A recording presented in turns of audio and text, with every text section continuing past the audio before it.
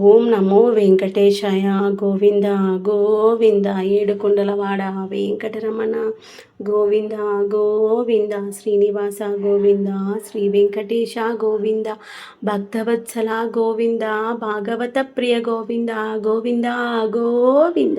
Hi అండి, hello. ఈరోజు అయితే మన ఇంట్లో బ్రెడ్ ఆమ్లెట్ అనమాట. మీ ఇంట్లో బ్రేక్ఫాస్ట్ ఏంటో చెప్పడం మర్చిపోవద్దు. బ్రెడ్ ఆమ్లెట్కి ఆమ్లెట్ సపరేట్గా వేసేసి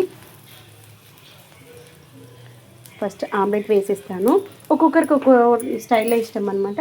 ఎవరికి ఏ స్టైల్లో నచ్చుతుందో ఆ స్టైల్లో చేస్తాను. ఫస్ట్ ఆమ్లెట్ వేసేసి తర్వాత ఇలా ఒకసారి ప్రెస్ చేశాక ఇలా టర్న్ చేసి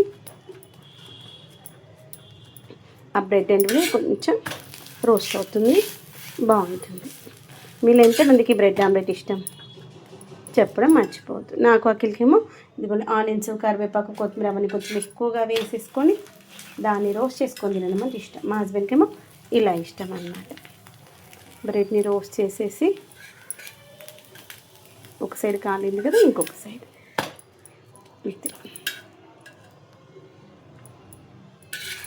ఇలా ఇష్టం అన్నమాట. తనకి ఇచ్చేస్తాను.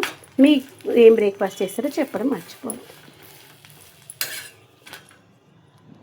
మన ఇంట్లో బ్రేక్ఫాస్ట్ అయితే బ్రెడ్ ఆమ్లెట్. ఫస్ట్ అయితే బ్రెడ్స్ నీళ్ళు రోస్ట్ చేసుకున్నాను, డ్రై రోస్ట్ చేసేసుకున్నాను. తర్వాత పెంక పైన చేస్తాను నేనైతే.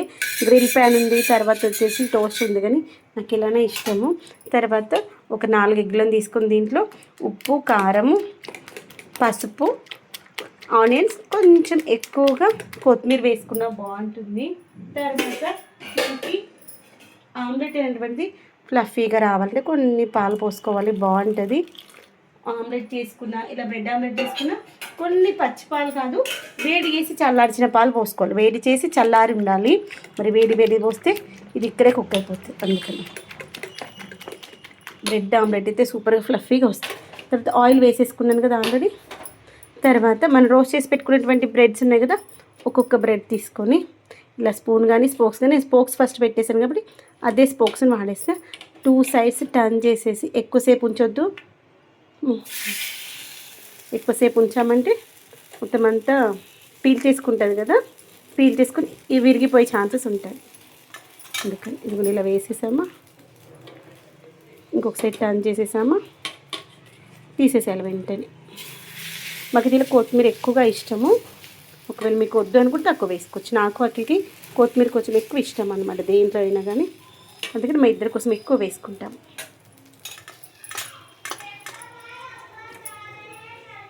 మా హస్బెండ్ కొత్తిమీర ఇష్టం ఉండదు కాబట్టి మేము ఇలా చేస్తే వేస్తామనేసి తను ఏం చేసి ఉత్త ప్లేన్ ఆమ్లెట్ వేసేసుకొని బ్రెడ్ దాంట్లో పెట్టేసుకొని తినేసారనమాట.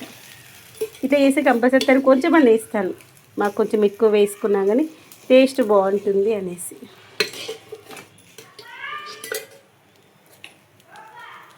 ఇది వీటికి రాలేవనుకోండి ఆనియన్స్ని పెట్టేసుకోవాలి. అట్లా వచ్చేసి ఆన్లైన్లో చెస్ ఆడుకుంటున్నాడు. స్పోర్ట్స్కి వెళ్ళేసి వచ్చాడు మార్నింగ్ క్రికెట్కి.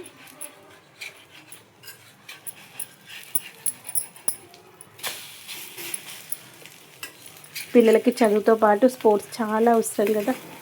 మన బాడీకి వ్యాయామం ఉండాలి, తర్వాత బ్రెయిన్కి యూజ్ అయ్యేటువంటివి, బ్రెయిన్ డెవలప్మెంట్కి యూస్ఫుల్ అయ్యేటువంటి గేమ్స్ కూడా ఆడుతూ ఉండాలి.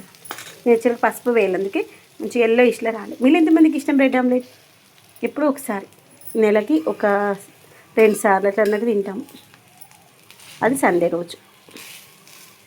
ఇంకా బ్రేక్ఫాస్ట్ తినేది ఓన్లీ సండే కూడా తినను. సండే రోజు కాబట్టి సండే రోజు మిగిలిన టైంలో డైరెక్ట్ బ్రంచ్. 2 సైడ్స్ ఇలా అటు టర్న్ చేస్తూ మంచిగా కాల్చుకుందాం. ఒకేసారి 3 లేదంటే 4 వేసుకోవచ్చు. పెద్ద బ్రెడ్లు కాబట్టి 3 వేసాను, కొంచెం చిన్న బ్రెడ్లు అయితే 4 వేస్తాను. ఇలా ప్రెస్ చేస్తూ ఉంటే మనకు అది ఎక్కువ పీల్ చేసుకుంటాయి కదా, లోపల అంతా మంచిగా కుక్ అయ్యి టేస్ట్ బాగుంటుంది. ఫ్లేమ్ చిన్నగా పెట్టే చేసుకోవాలి. తర్వాత వీటి కోసం వాడిన కోడిగుడ్డు పెంకులో పాడేయకండి, మొక్కలకు మంచిది.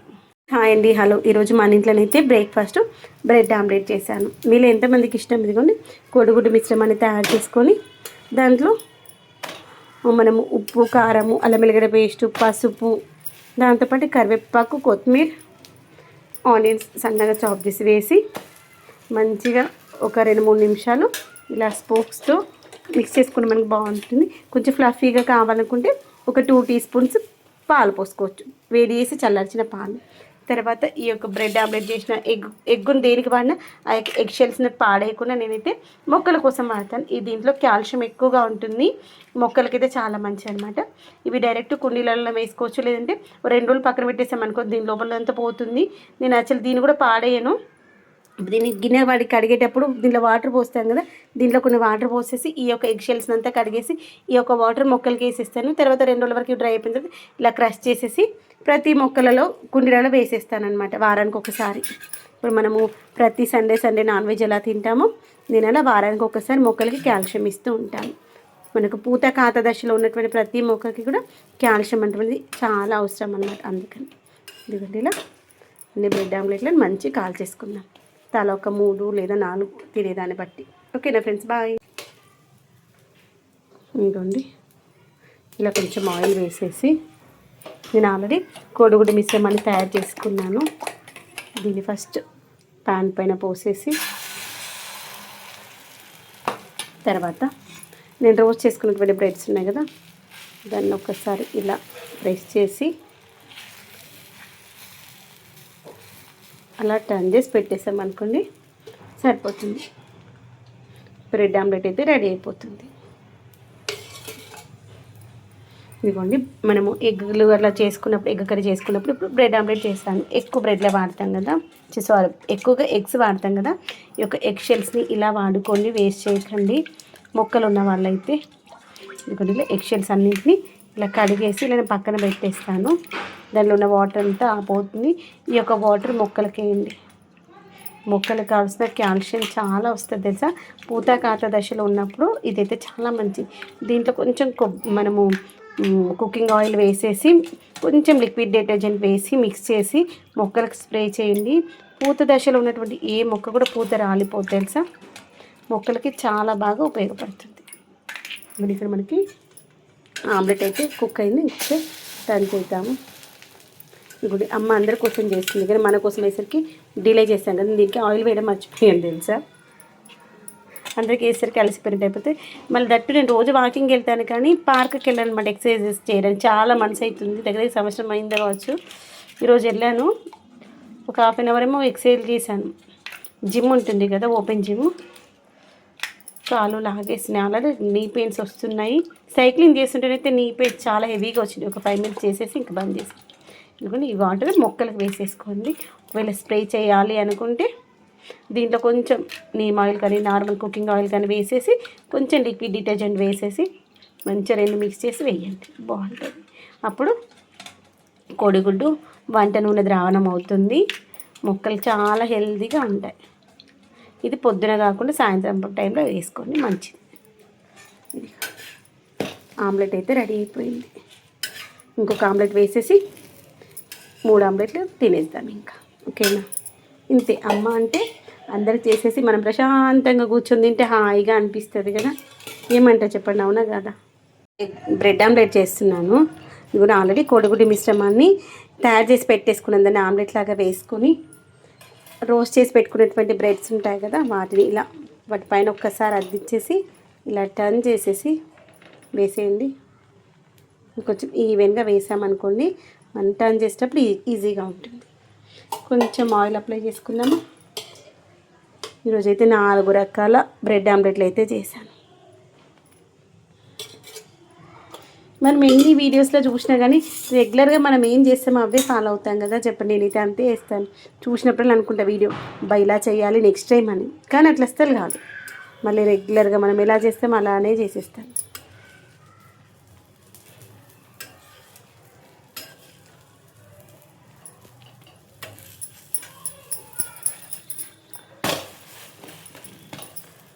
స్టవ్ చిన్న పెట్టేసి మంచిగా కాలనిద్దాం. చాలా బాగుంటుంది తెలుసా బ్రెడ్ ఆమ్లెట్.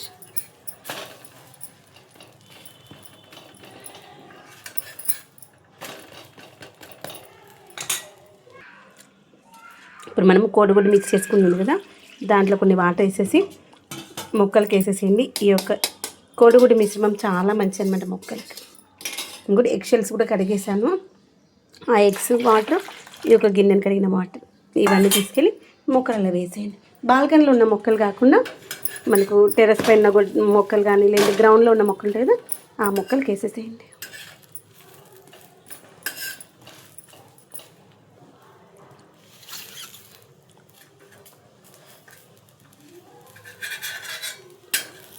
ఇదిగోండి ఎమ్మీ ఎమ్మీగా ఉండేటువంటి బ్రెడ్ ఆమ్లెట్ అయితే రెడీ అయిపోయింది. మీ ఇంట్లో ఏం తిన్నారు చెప్పడం మర్చిపోవద్దు. ఫ్రెండ్స్ హాయ్ అండి, హలో. ఈరోజు అయితే మన ఇంట్లో బ్రెడ్ ఆమ్లెట్ అనమాట.